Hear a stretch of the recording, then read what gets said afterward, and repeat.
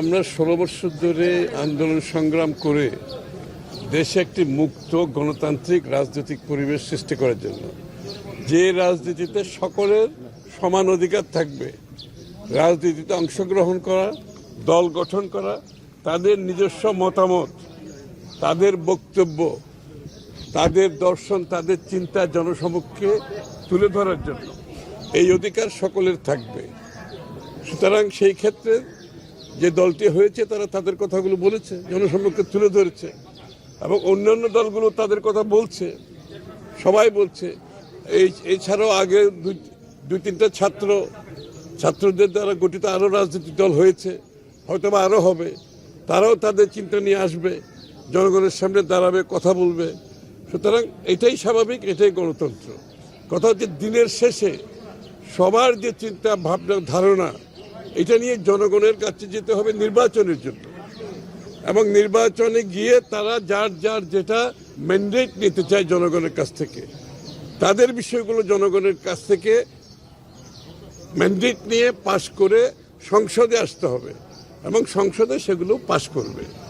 সুতরাং সবচেয়ে বড় কথা হচ্ছে সবার অধিকার আছে তাদের কথাগুলো বলার, তাদের চিন্তার। কিন্তু বিষয়টা হচ্ছে আপনি নির্বাচনের মাধ্যমে জনগণের ম্যান্ডেট নিয়ে সেগুলো আপনি সংসদে এনে পাশ করতে হবে। সুতরাং আমরা মনে করি, আমরা স্বাগত জানাই, ওটা ওদের চিন্তাটা ওরা বলেছে, অন্যান্য দল তাদের চিন্তার কথা বলছে, এবং সেখানে তো কোনো সমস্যা আমরা দেখি না। বাট মূল কথা হচ্ছে আপনি নির্বাচনে যেয়ে জনগণের কাছে আপনি ম্যান্ডেট নিতে হবে। যেটাই আপনি ভাবছেন, ভাবতে কোনো অসুবিধা নাই, কিন্তু ম্যান্ডেট নিতে হবে জনগণের কাছে। আমাদের আন্দোলন সমাপ্ত হয়েছে, ফ্যাসিস্ট বিতাড়িত হয়েছে, স্বৈরাচার বিতাড়িত হয়েছে। যত তাড়াতাড়ি একটি দেশে গণতান্ত্রিক পরিবেশ, ডেমোক্রেটিক অর্ডার দেশে ফিরিয়ে এনে জনগণের নির্বাচিত সরকারের মাধ্যমে জনগণের কাছে দায়বদ্ধ জবাবদিহি একটি সরকার হবে, যারা দৈনন্দিন জীবনে জনগণের কাছে দায়বদ্ধ থাকবে, জবাবদিহি থাকবে। জনগণ সেই অপেক্ষায় আছে। এই জন্য নির্বাচনের দ্রুততা সম্বন্ধে সকলের মনে একই প্রশ্ন যাচ্ছে, এটা যত দেরি হবে দেশ তত বেশি ক্ষতিগ্রস্ত হবে। আপনি নির্বাচনে অংশগ্রহণ করে জনগণের কাছে নিয়ে আপনার ম্যান্ডেটটা জনগণ থেকে পাশ করতে হবে।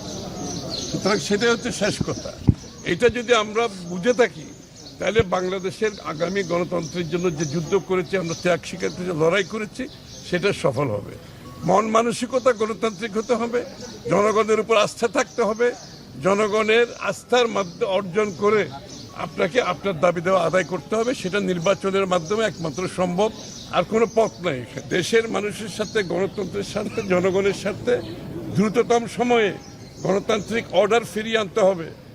এক এক দিন যাচ্ছে গণতান্ত্রিক সরকার ব্যতীত, এক এক দিন সমস্যা বাড়ছে। এটার একমাত্র উত্তর হলো গণতান্ত্রিক অর্ডারের মাধ্যমে, নির্বাচিত সরকারের মাধ্যমে জবাবদিহি দায়বদ্ধ সরকার গঠন করে যাদের পলিটিক্যাল ওয়েট থাকবে, যাদের পলিটিক্যাল মোবিলাইজেশন ক্যাপাসিটি থাকবে, যাদের পিছনে জনগণের সমর্থন থাকবে, তারা এই সমস্যার সমাধান করতে পারে।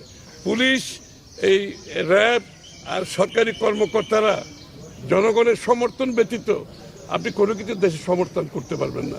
একটি জনগণ সমর্থিত সরকার যখন দেশ পরিচালনা করে, সেই সমর্থনকে নিয়েই কিন্তু দেশ পরিচালিত হয়।